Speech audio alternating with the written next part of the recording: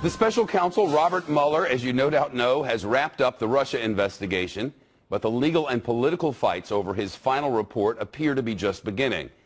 Democrats are calling for the Justice Department to publicly release the entire Mueller report after the Attorney General, Bill Barr, released a 4-page summary on the special counsel's findings just yesterday. The White House declaring victory, the president saying he's good with that being released. He's repeatedly called the Russia investigation a hoax and a witch hunt. Today he called it a terrible thing. But the president also said, and listen carefully, this about the man in charge of it all. Did he act honorably? Yes, he did. Robert Mueller's team did not find evidence that President Trump or members of his campaign colluded with Russia to meddle in the 2016 election, according to the report sent out by Bill Barr. But the special counsel could not reach a conclusion on whether the president obstructed justice. In fact, Fox News has now confirmed that Mueller's team said that to the Attorney General Bill Barr a few weeks before this report came out. Part of the Attorney General's letter reads, the special counsel states that while this report does not conclude the president committed a crime, it also does not exonerate him. Bill Barr later writes, Deputy Attorney General Rod Rosenstein and I have concluded that the evidence developed during the special counsel's investigation is not sufficient to establish that the president committed an obstruction of justice offense.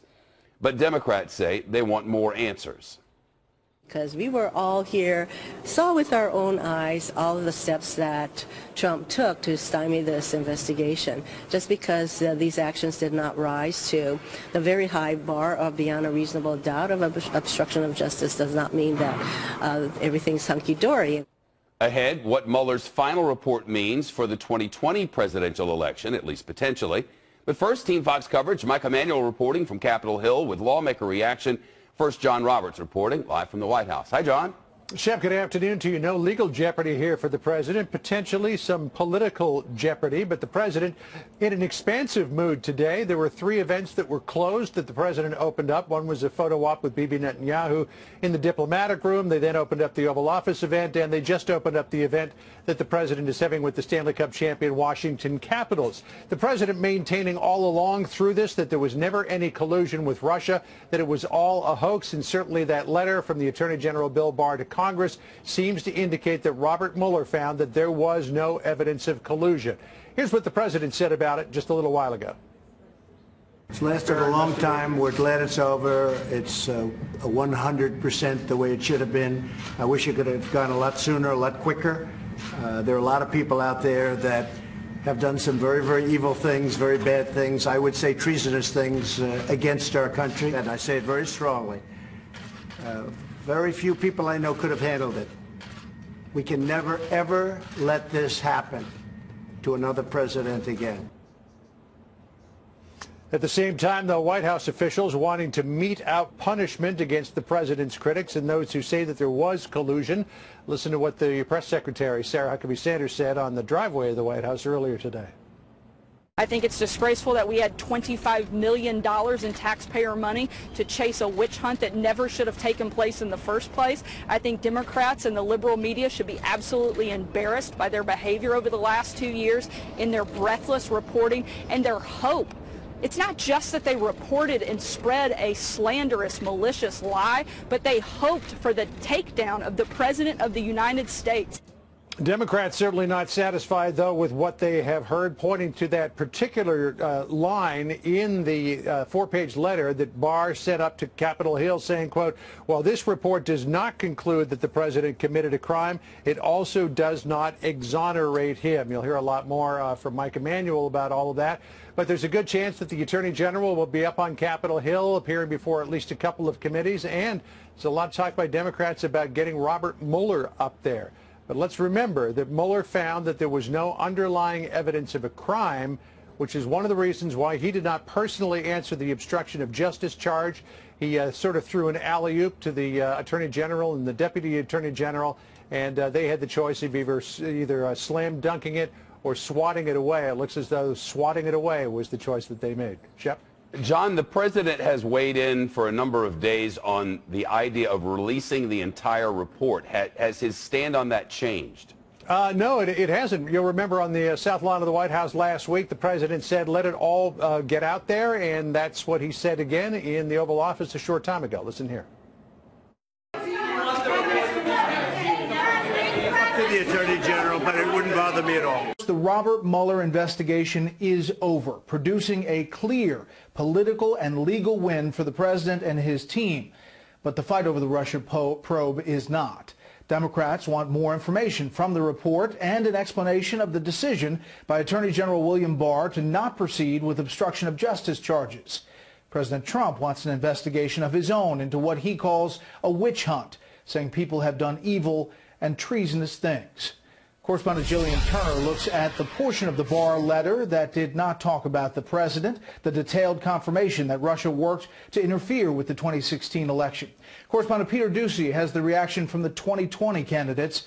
But we begin with Chief White House Correspondent John Roberts on the North Lawn, where the president continues to declare victory and readies a full-scale counterattack. Good evening, John. Brad, good evening to you. With the Barr letter to Congress, President Trump would appear to be out of potential legal jeopardy, but there may be some political liability contained within one ambiguous statement in that letter. So the White House came out swinging today. Thank you. Thank you. In the Oval Office with Israel's Prime Minister today, President Trump seemed buoyed by Robert Mueller's finding of no collusion and the end of an investigation he long derided as a witch hunt. It's lasted a long time. We're glad it's over. It's 100% the way it should have been. I wish it could have gone a lot sooner, a lot quicker. There are a lot of people out there that have done some very, very evil things, very bad things, I would say treasonous things against our country. In addition to proclaiming the president exonerated, White House staffers were eager to mete out punishment as well. I think Democrats and the liberal media should be absolutely embarrassed by their behavior over the last 2 years. It's not just that they reported and spread a slanderous, malicious lie, but they hoped for the takedown of the President of the United States. One Democrat, House Intelligence Committee Chairman Adam Schiff, was singled out for special mention by Counselor Kellyanne Conway. He said, quote, he believed that the scandal was of a size and a scope probably bigger than Watergate and that there's plenty of evidence of collusion. He ought to resign today. Fox News has learned that Mueller told Attorney General Barr 3 weeks ago he would not be able to decide whether the president obstructed justice. In his letter to Congress, Barr wrote, quote, while this report does not conclude that the president committed a crime, it also does not exonerate him. The president or his people are saying it's a total exoneration. That contradicts what the special counsel found. It's a lie about what the special counsel found. Democrats are eager to conduct their own investigation to find out what happened. In a joint statement, Senator Chuck Schumer and House Speaker Nancy Pelosi saying the fact that special counsel Mueller's report does not exonerate the president on a charge as serious as obstruction of justice demonstrates how urgent it is that the full report and underlying documentation be made public without any further delay. We were all here, saw with our own eyes all of the steps that Trump took to stymie this investigation. South Carolina Senator Lindsey Graham wants to bring the Attorney General in front of his Judiciary Committee, but was inclined to accept the findings at face value. I'll say this, if Mr. Barr had reached a different conclusion and he'd reported that there's evidence of Trump coordination with the Russians, I would have believed it. The Attorney General and his deputy today began the process of finding out how much can be released. President Trump today said he'd be okay with putting the whole report in the public domain. Up to the Attorney General, but it wouldn't bother me at all. Up to the Attorney General, wouldn't bother me at all.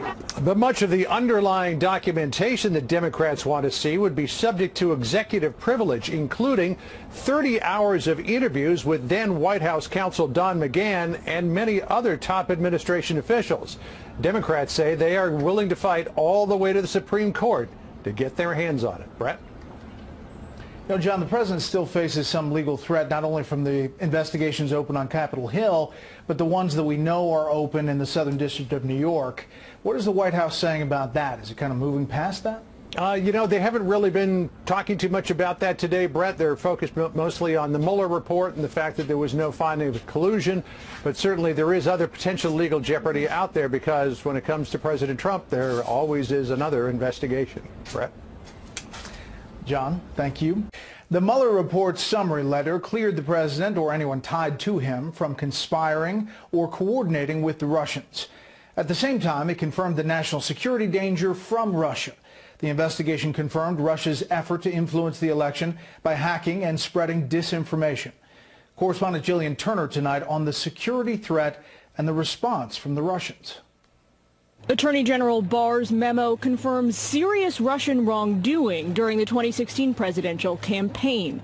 Describing Mueller's findings, Barr writes that Russia's intelligence services spread their tentacles deep into the elections in an attempt to manipulate the outcome. The report documents crimes committed by persons associated with the Russian government. The special counsel brought criminal charges against a number of Russian nationals and entities in connection with these activities. According to Barr's summary, Mueller's report claims a Russian organization, the Internet Research Agency, attempted to conduct disinformation and social media operations in the United States designed to sow social discord. The report also identified the Russian government's efforts to conduct computer hacking operations. These findings have wide-ranging national security implications for the United States, a reality that congressional leaders must now grapple with. If you just think Russia just likes Trump and hates Clinton, you're missing the point of what they're trying to do. They're trying to divide all of us against each other and done a pretty good job of it. They're still at it, by the way. These findings also affirm that the intelligence community was right to ring alarm bells back in 2016 as the election cycle hit full stride. The Kremlin's punching back today, and despite the overwhelming evidence from both branches of the U.S. Congress, the intelligence community, and now the special counsel, Russia's sticking with its favorite tactic. Our country has not interfered in the internal affairs of other countries, including the United States of America, including in the electoral processes. When it comes to collusion, the Kremlin's tone has been celebratory. Putin's spokesman, delighted that Mueller found no evidence of conspiracy, chided the U.S. this morning that it's always, quote, hard to find a black cat in a dark room. And despite overwhelming evidence of Russia's election interference, he also said Russia's now ready to strengthen the bilateral relationship. Brett? We'll see. Jillian, thank you.